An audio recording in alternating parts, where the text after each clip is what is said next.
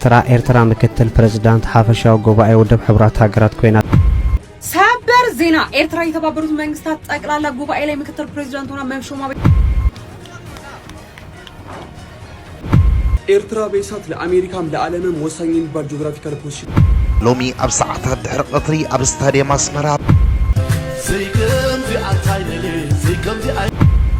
حزب إيرترا قلت صوتت بهال نركس تم ملسكا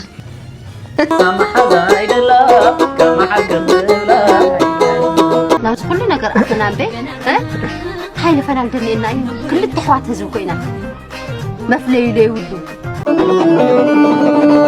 صمدو كويتا صمدو قدم انت إذا أكونتا كم حديث تقرم انت تبأسنا نعرق صبغ تسرحنا خان مرق نتزس قرنا تريد سقم كل تخون كاس كم حدا قلصم لام تازي ناي ويناي كي مسلكاتكم ناي بركت بركت بركت بركت بركت بركت ولا سب سلام تاي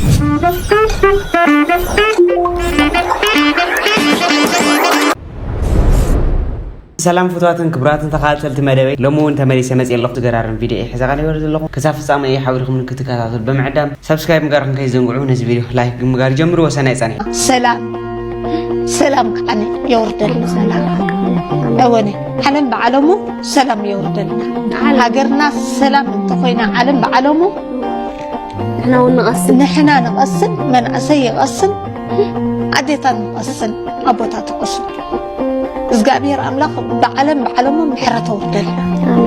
إيرترا مكتل بريزيدنت حافشاو قبائي ودب حبرات هاجرات كوينات مريصة إيرترا أمبل 85 تسرو آخيبا حافشاو قبائي ودب حبرات هاجرات بزرخبته لعل دقف دمسة أبال هاجرات حانتكا مكتل بريزيدنتات اتمبل 81 حافشاو قبائي خوينا كمستمرت التقاليسو إيرترا مسكالو تمرت 16 هاجرات مستوم 5 قوامت أبالات بيت صحبت تشاينا فرنسا روسيا عباي بريطانيا أمريكا بمخان نتناي حافشاو قبائي بيت صحفت بحوار كسمرحيا مس إيرترا بحوار مكتل بريزيدنت كوين استمرت هاجرات أفغانستان فنلند جبس ليبانوس باراغواي زيمبابوي يركبوان حدش بريزيدنت حافشاو قبائي تمريصو بتعلت مشتراو دمص مهاب مزتخايده ناي دمص وهابا مسرح نحجي ناي بنغلاديش منيستر وصا غداي كالروهما مبل 81 بريزيدنت حافشاو قبائي خوينو تمريصو الله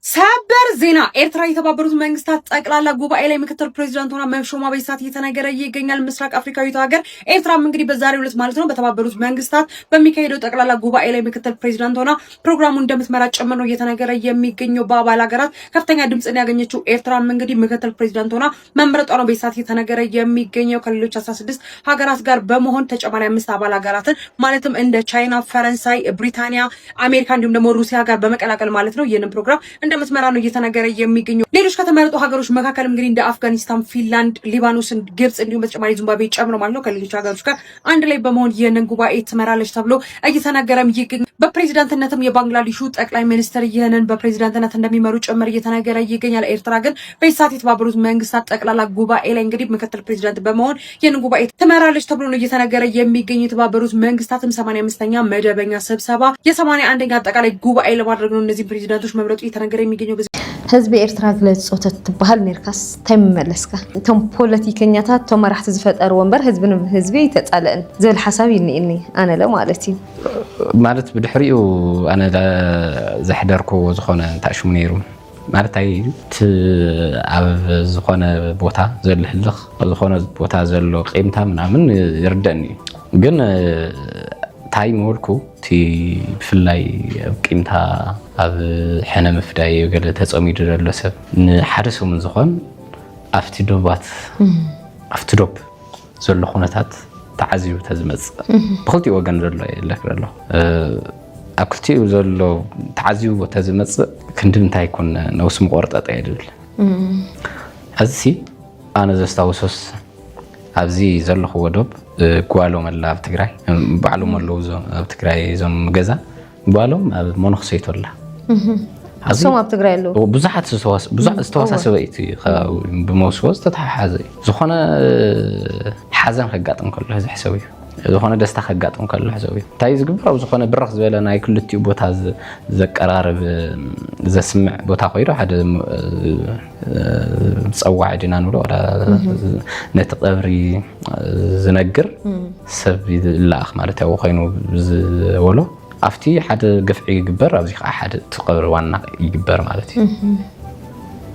ህዝቢ ኣይከይድን በቃ ናብዚ ቦታ እዚ ኣይከይድን እዚ ደመኛ እዩ ዝበሎ ኣብ ዝኾነ ምንም ቦታ የለን ተሪኽኒ ድሓር ግን መፅያ ኣባኣ ንኸይትቐብር ግን ኣብ ማእኸል ዝኾነ ሓፁር በቃ ኣነ ዝፈልጠልክ ተባሂላ ዝተኸልከለት ማለት እዩ በቃ ኖ እዚ ቦታ እዚ ኣይትሰግርዮ በቃ ናብ ዓዲ ኣቦኻ ወይ ናብ ዓድናኻ ወይ ናብ ገለ ናብ ቤተሰብካ ኣይትሕወስን ተባሂሉ ዝተቐመጠ ከቢድ ሓፁር ኣሎ ብፃዕዳን ፀሊምን ዝሕሎ ማለት እዩ ኣብ መንጎ ፃዕዱ ነይሮም ሽዑ ዝክሮም ዓቃብ ሰላም ዝበሃሉ ማለት እዩ ንሶምን ሕልውኻ በቲ ናይቲ ሰራዊት ሕልው እቲ ናይቲ ሰራዊት ሕልው ከምዚኦም ዝበሉ ብጣዕሚ ብዙሓት ታሪኻት ይፈልጥ እየ ኣነ ማለት እዩ ብጣዕሚ ዝሕሙም ኣብ ደስታ ኣይትሕወሰሉ ደስታ ወድኻ ኣይትሕወሰሉ ደስታ ቤተሰብካ ኣይትሕወስ ኣብ ሓዘን ኣይትሕወስ ኣብቲ ከባቢ ዝተወሰነ ሰሙን ዑደት ተልገብሩቶም ከምዚኦም ዓይነት ሰባት ማለት እዩ ክርድእዎ ይኽእሉ ነይሮም ካብኡ ኣነ ከመይ ይመስለኒ ነይሩ መጀመርያ እቲ ምስልኩ ዝኾነ ነገር ዝቕየረን ይመስለኒ ነይሩ ከንቲ ትግራይ ኣላማጣ ወይ እዚ ሎግያ ውድእ ኣቢልካ ክትከይድ ከለካ ዝኾነ ዝተቐየረ ነገር ባህርያዊ ትሪኦ ነገር ኣሎ ኣከዳድና ትሪኢኻ ተቐየረ ቋንቋ ብዓብዩ ዝተቐየረ ትረክብ ኢኻ ኣነባብራት ተቐየረ ኢኻ ባህሊ ኣብዚ ኮይና ኣብ ሓደ ኮይና ማለት እዩ ካብስ ኣብ መንክሰይቱ መስኣተኹ ወዲያ ዝኾነ ሓድሽ ነገር ክረክብ እዩ ኦምረይ ዝኾነ ዘይነበረ በቃ ኣብለኪ ምስቱ ናሕናስ ካብቲ ናሕናስ ዝተፈለየ ዝኾነ ሓድሽ ነገር እንታይ ይኸውን ዘይገድስ ስጋዕ ኣስመራ ዝበፅሕስ ምንም ዝተቐየረ ነገር ሲኢነ ትመሬቱ ዋላ መሬቱ ዘይቀየር ኣላማጣ ዘሊልካ ትከደ ከለኸይ ተገደደ ዋላ ብሕብሪ መሬቱ እውን ተፈልየ ዋላ ሕብሪ ኣስፋልት እውን ዝተፈለየ እዩ በዘጋጣሚ ካብኡ ናብዚ ስጋብ ኣስመራ ዝኸድክዎ ዝረኣኽዎ ነገር ዋላ ሕብሪ መሬቱ ይቕየር እቲ ኣብ ውቕሮ ወይ ኣፅቢ ገዲፍክዮ ዝኸድኪ ቁናኖ ድዩ ክዳን ድዩ ቋንቋ ድዩ ባህሊ ድዩ ዝኾነ ነገርስ ኣብቲ ከዲ ይፅንሐክ ማለት እዩ ካሊእ ዓዲ እዩ ተባሂሉ ዝነገረኪ ቦታስ ንስኺ ትጥቀምላ ዝኾነት ኣቕሓስ ብሽማና ፀዋዕ ክትረኽቦ ከለኻ ዝኾነ ቦታ ካሊእ ዓዲ ካሊእ ዓዲ ዝተባሃለ ቦታ እንታይ ይስማዓክ ማለት እዩ ኣነነት ይስማዓክ ናተይነት ይስማዓካ ማለት እዩ በቃ ዝተሓፁር ከም ዘሎ ኮይኑ ማለት እዩ ኣነ እቲ ናይቶም ትህልኽካት ዘሎ ምትፍናን ምትፍናን እዩ ዝወልድ ኢለ እየ ዝሓስብ እቲ ዘሎ ፅልኢ እዩ ዝወልድ ኢለ እየ ዝሓስብ ስለዚ ትማሊ ዝኾነ ሰብ ንዝኾነ ናተይ ሰብ ቀቲልዎ ክኾን ይኽእል ናይ ናቱ ኣካይዳ ይህልዎ ኑ ዘካሕስ ካሊእ መንገዲ ክህልዮ ይኽእል ካብ ምጥፍፋእ ማለት እዩ እቲ ነቲ ሓደ ይቐትለሉ እንደገና እቲ ሓደ ይቐትለሉ እንደገና እቲ ሓደ ይቐትለሉ እንደገና እቲ ሓደ ይቐትለሉ መፍትሒ ኮይኑ ይስምዐኒ ኣነ ላረእናዮ እውን መፂና ኢና ትህልኽ እውን ይልዕድመካ ንምጥፍፋእ እዩ ዝዕድም እንተዘይ ኮይኑ ክንደይ ባህላዊ ክንደይ ትውሽታዊ ተኣሽሙደ ኣለውና ዘቀራርቡ ባህልታት ከለውና እዮም ምኻእ ዘይተረሓሓቕና ብባህሊ ተረሓቕና ብገለ ተረሓቕና ማለት እዩ ስለዚ ንዝኾነ ይኹን ነገር ቅርብ ኢልካ ክትፈልጦ ከለኻ ክትሪኦ ከለኻን ብማዕዶ ኮይንካ ብትዘሎ ንፋስ ኮምፓስ እናተመራሕኻ ክትከይድ ከለኻን ሰማይን መሬትን እዩ ንማዲ ህዝቢ ኤርትራ ግለፅ ፆተት ትበሃል ነርካስ እንታይ መመለስካ ማለት ህዝቢ ኤርትራ ሕጂ እወ ምንም ታሞ ህዝቢ ኤርትራ እንታይ እሞ ክገልፀሎ ከመይ ማለት ሲ ረኺብካዮም ስለ ዝነበርካ ኢለ እሞ ክለክ እኮ እዚ ዝነብሮ ዘለኹ ናብራ ዝነብር ትዛረቦ ዘለኹ ቋንቋ ዝዛረብ ትዘለኒ መንነት ዘለዎ ሓንቲ ኣደ ልክዕ ከምቲ ኣብዚ ዘላ ኣደ ዘለዋ ስነ ባህሪ ዘለዋ ሓደ ቦ እውን ከምቲ ስነ ባህሪ ዘለዎ ቦ ዘለዎ እዩ በቃ ምንም እንታይ ሞ ማለት ናብዚ ፍሉይ ጌርካ ናብቲ ፍሉይ ጌርካ ዝረአ ነገር መግለፂ የብለና ሓንቲ እዎ ማለት ብናይ ባዕለይ ስምዒት ክገልፅ ተኢለ ማለት እዩ ካብቲ ፖለቲካ ወፅየ ካብቲ ሓደ ነገር ወፅየ ብታናቴ خجلت تخوينة سايا من بقى خطفلي تخيل النجار يلن بقى كلن مع عرخينين نسمع عن عدة تجرين عدة إيرتران أبو تجرين أبو إيرتران كالي سبب سراح تصيغم كل يوم غير نجزاهير فترة كل جن حدا غيره فترة حواتي لإلى حسومة أبي حاجة تسرح نير كاسي بفلاي بزعبة خد سمع هو نجار نير نبوزحات سدتنياتات إيرتراوين كم زحجزك ندق كخدوي كخدا نبع على خو علتها همزو على كسمع نيره زيادة التوقع عندي دسم بلني زياد بعلتم تتوقع محشي نير ما حاجزك بهالكل همزي أنا صراحة حاجز يكون تخونتات كم يقطع مسيلكي زخون سب يدور لي كاو أحواتي كمزي كوينن زخون جويت حيزهم من صنيح جويت حيزهم من صنيحهم هجيجن كاتن أمليتن زغبلن سفسينن اللوا بوليسون زخون تأشمي دلي زخون مرة جزء ويزغبلن حلف الناس وسد أكل دلي هذا سوكون ميديات الرئة ترحيل ولا الكارلو بقى سوكون النيلو حديد ولا اللي مالتي كاو أبين يجيو بقى بزي بنتيج أخابين دلوا أنا دلوا هو مقالي ما أنا دلوا هو مقالة نسن دلوا بنتيج أين دلوا كم يكبر خيل بقى زك على كاجبر بلن تحريو قطعنا تايجرن أبى بوليس ريبورت جيرا مالتي ريبورت جيرا بيت سبعي يعني لبر ريبورت جيرا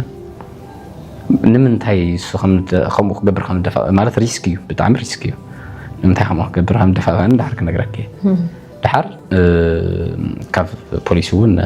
صبوا من لا شيء تواهيوني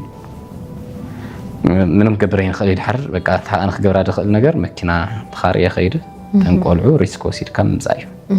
سلازي قط أمخينو ناو إيد بوليس أو أمتيجو كم زر كات غيرو كونتاكت غيرنا من ساعتهم ون مالتيو كيدنا بكينا تخارينا أنتينا ين مالت خاب طعمي كاب بالعلي كبيد يو شنو علونا تكبر ريسك أيو مالتي جن بكاسكي قال قدامي أنت قدر زيا وعلى تعنوعل بالجن مكينا تخارينا خيرنا أمسينا فري ممسيه بحقه من قد مالتي فري ممسيه حواتي يعني لتقبله نمس حواتنا الرخيبين مالتي زي أيام من زي نمتاي حدا أفتيناي حاجة سرحة تخسرح خلبه العلي فرقي إرتراوي يعني يوم حقسون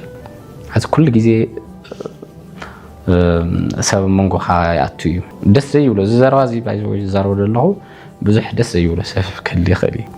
طب أنا قرر زي فتو مالتي بقى دس يولو بقى تاي مالتي يولو بخلي من قد جزء وسطها كل خلي عدون كير وناتو بدنا علي سام بخاتم فسيس قاعد أقولكوا أي مكتن أنا ما جزائرن صار صراحة يسرح ترى حنبر من أمني من متأمع تخلق عيدلن سلازي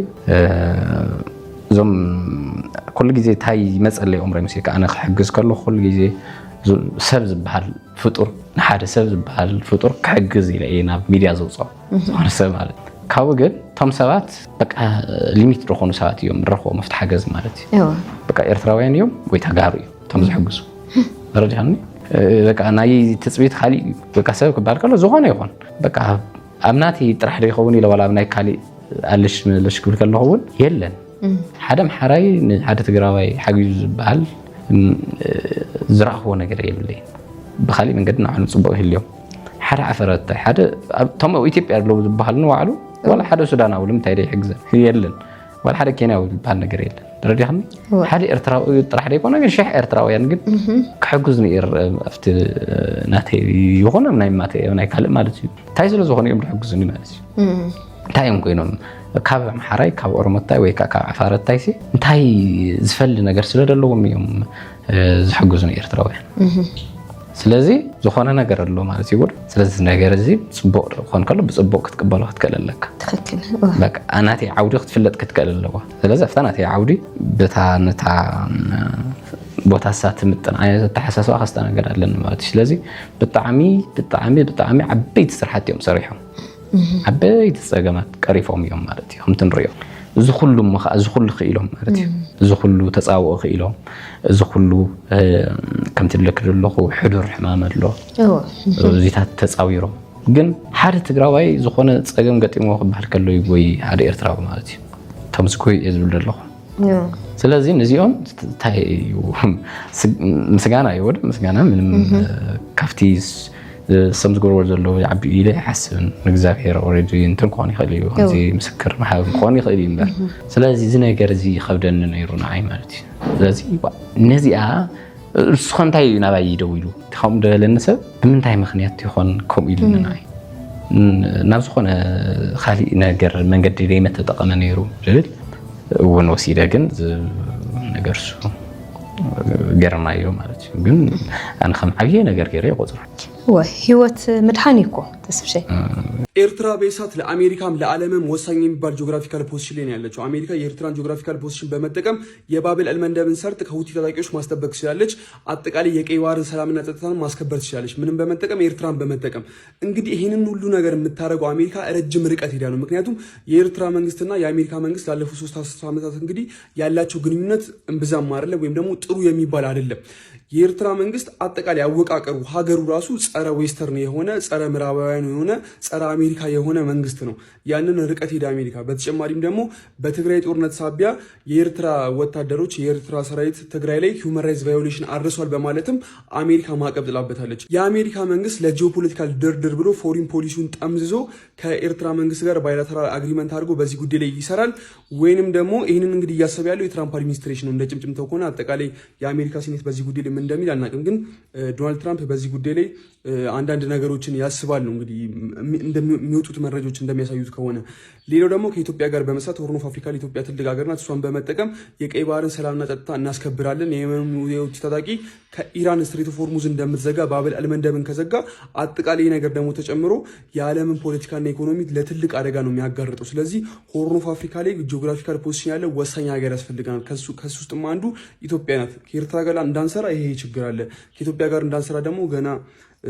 የባህር አክሰስ አግኝታ ምናምን አገሪቷ እና በሁለቱ መካከል ኢንዲፈረንት እየሆኑ ነው የአሜሪካ ሰዎች የአሜሪካ ኦፊሻሎች። ይህንን እንግዲህ ለማስታረቅ እየሞከረች ያለችው እና ጨዋታ እየተጫወተች ያለችው ግብጽ ናት። አሜሪካ በተቻለ አቅም ከኤርትራ ጋር ያላትን ቅራኔ በመፍታት አሜሪካ ሆርን ኦፍ አፍሪካ ላይ ኤርትራን በመምረጥ ከኤርትራ ጋር እንድትሰራ ነው እየሞከሩ ያሉ ነገር። ምክንያቱም ግብጽ የምታደርገው ኢትዮጵያ የህዳሴ ግድቡን በመገደብ በፍሬሽ ዋተሩ ዊችስ በአባይ አሸንፋኛለች፣ በሳልት ዋተር ደግሞ ያንን ዲፕሎማሲ ክፍተት ተጠቅሜ ኢትዮጵያ የቀይ ባህር አክሰስ እንዳታገኝ አረጋሉ የሚል ደግሞ አዲስ ፖሊሲ ይዛ መጣለች። ለዛ ነው በተለያየ መንገድ ሆርን ኦፍ አፍሪካ ላይ ካሉት ሀገራት ጋር ባልተለመደ መልኩ ግብጽ ጠንከር ያለ ሪሌሽን የጀመረችው። ሶ የአሜሪካ መንግስት በተሻለ አቅም ከኤርትራ ጋር ያለው ልዩነት ፈቶ ሆርን ኦፍ አፍሪካ ላይ ኤርትራን መርጦ የቀይ ባህርን ሰላምና ደህንነት ማስከበርም ከፈለገ ኤርትራ እንዲጠቀም እንጂ ከኢትዮጵያ ጋር ምንም አይነት ነገር ውስጥ እንዳይገባ። ምክንያቱም ኢትዮጵያ ፍሬሽ ዋተሩ ላይም ግብጽን አሸንፋ አሁን ደግሞ ሳልት ዋተሩ ላይም አክሰስ የምታገኝ ከሆነ አጠቃላይ የግብጽ ፖለቲካ ይናጋል። ለዘመናት እንግዲህ ሲቆጣጠሩት የነበረውም የአረብ ሀገር ማርኬትም በኢትዮጵያ ሊቀማ ይችላል የሚል ስጋት አላቸው እና ግብጽ ይህን ነገር እየሞከረች ነው። በዚህ ጉዳይ አዲስ ነገር ካለ ይላችሁ እመጣለሁ። ሀሳብ ካላችሁ ኮሜንት አስቀምጡልኝ። አብ በዓል ነፃነት ህወሓት ህዝባዊ ወያነ ሓርነት ትግራይ እንኳ ዓብፅሕኩም ዝብል መግለፂ ንመጀመርያ ግዜ ኣውፅኡ ነይሩ። ካብኡ እውን ድማ ትግራይ ሕዚ ተዓፅያ እያ ኒኣ ነዳዲ እያኣቱን መድሓኒታት እያኣቱን ምንም ነገር የለን ኣብ ትግራይ። ናይ ሰራሕተኛ ደሞዝ በጀት እውን ተኸልኪሉ እዩ እኒኦ። ኣብ ዝሓለፈ ግን ካብ ኤርትራ ነዳዲ መፅኡ ኣሎ ናብ ትግራይ ነዳዲ ዝፀዓኑ መኪናታት ይኣቱ ነይሮም እና ብርግፅ እዚ እውን ሓደ ምዕባለ እዩ። ሕዚ ድማ ያው እንዳቐፀለ ይኸይድ ማለት እዩ። ድሕሪ ሕዚ 360 ዲግሪ ትኽበብ ትግራይ ኣይትህሉን። ምክንያቱም እዚ ዜና ብፍላይ ናይ ማእኸል ዓዲ ሚድያታት ብጣዕሚ ነይሮም ዘወዓውዕዎ ነይሮም። ንሕና ተዓፂና ከለና ምንም ነገር የብልናን ካብ ኤርትራ ነዳዲ ስለለኣተወ ሉዓላዊነት ተጣኢሱ ዶ ገለገለ ይብሉ ነይሮም እና which is ሕዚ እውን ትግራይ ናይ ምጥፋእ ሕልሞም ከም ዘሎ እዩ ዘሎ። ነገር ግን ሰላም ምፍጣሩ ፅምሮ ምጅማሩ ድማ እዚ እውን ከም ህዝቢ ትግራይ እዚ ጥቕሚ እውን ነግኒ ኣለና። ሶ ናብ ካሊእ ክሰግር ኣብዛ ሓለፈ ናብኣ ፅንሕና ኢል ናብኣ ከነብስላ ፅልእያ ነይረ ኖ ኣብስላ ሕጂ እንታይ ክብለክ ደልየ መሲልኩ እዚ ፅምዶታት እዚ ፅምዶ ህዝብታት እዩ ክንርድኦ ዘለና ፅምዶ ህዝብታት እዩ። እጂ መንግስት ዘይፈልጦ መንግስት ዜና ዘይሰርሐሉ መንግስት አዋጅ ዘይወፅአሉ ገለ አይንበል ክፈልጦ ክገብርዎ ዘይደለዩ ክገብርዎ ዘይደለዩ ውሽጢ ዝገብርዎ ካልእ ነገር ዝገብርዎ ካልእ ክህሉ ይኽእል ኣነ ንስኽን ህዝቢ ኢና ኣነ ንስኽን ህዝቢ እንተኮይና ኣነ ንስኽን እዩ ዘድልየና ሰላም ህዝቢ እዩ ዘድልዮ ሰላም ህዝቢ ስለ ዘድልዮ እቲ ህዝቢ መዓት ኣሎ ውሽጢ ክግበር ዝኽእል ዝስራሕ ናብ ሰላም ገፁ ዝኸይድ ካብ ኣነ ኣብኣሲ ንናፅነትኩም እንቋዕ ኣብቅዓኩም ትብል ካብ ትግራይ ናይ ሰላምታ መልእኽቲ እንድሕር መፅያ እዚኣ ንባዕላ ሓንቲ ለውጢ እያ ብጣዕሚ እየ ድሕሪ ብዙሕ ዓመት ድሕሪ 30 ገላይ ዓመት ማለት ተዘይተቀር 30 ገላይ ዓመት ሲ እዚኣ ሓንቲ ለውጢ እያ ህዝቢ ትግራይ ተዓፂን ጠሚን ዝመውት ኣብ ትግራይ ትመውት ትንፋስ ክንርኢ ኣይንደልን ኢና ዝብል ብናይ ኤርትራ ወገን እንተተዛሪቡ እዚኣ እውን ሓንቲ ነጥብ እያ ሽዑ ንሕና እንታይ ኢና ንገብር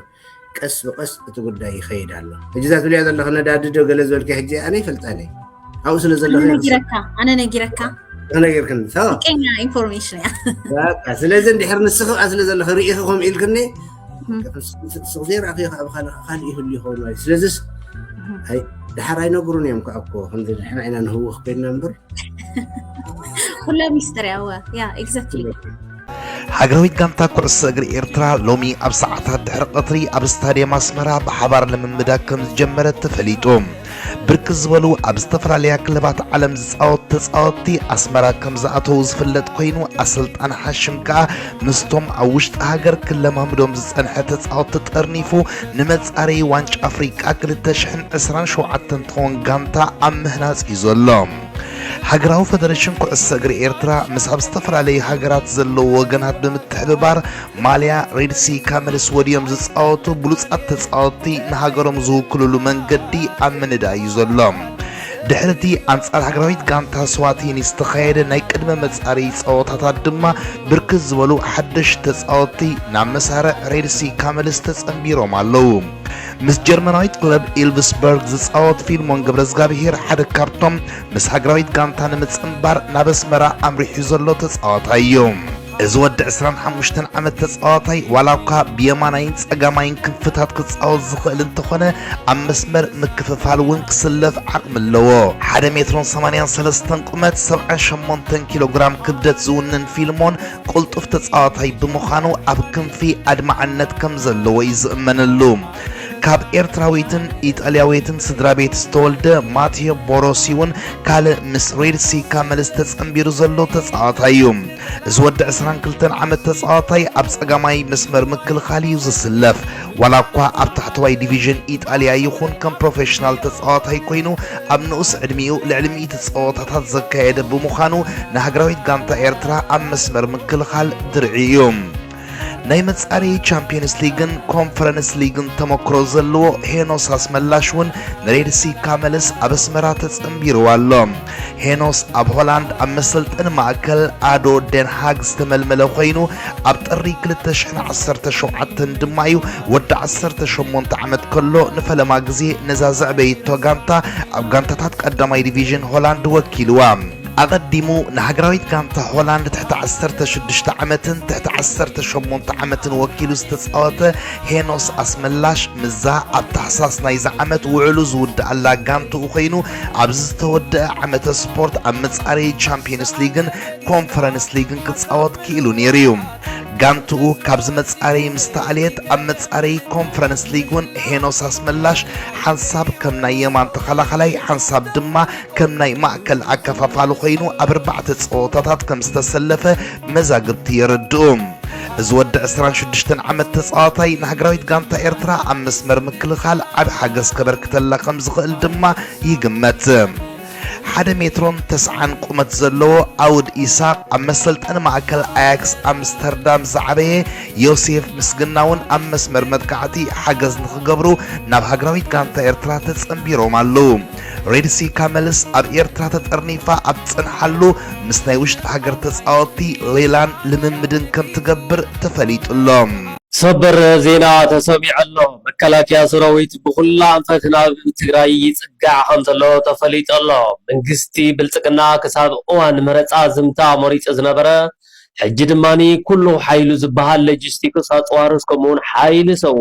بغل أنفت ناب تقرأي يتسقع له أمامنت بعد بقوشو ما يتمن بقبو راياهم أون بعفار بشقته كل زبها الحيلو اندات أقعي ركب أزيد ما خصام مرت أزمتا مريسلو زنبرة من قست بالسقنا هزدا قمت أرنة بتقرأي زحاسون مفتسام كل حيلو زبها ناب تقرأي يتسقع له محزون حريا هزب تقرأي السلاميو دا قمت أرنة عين دلل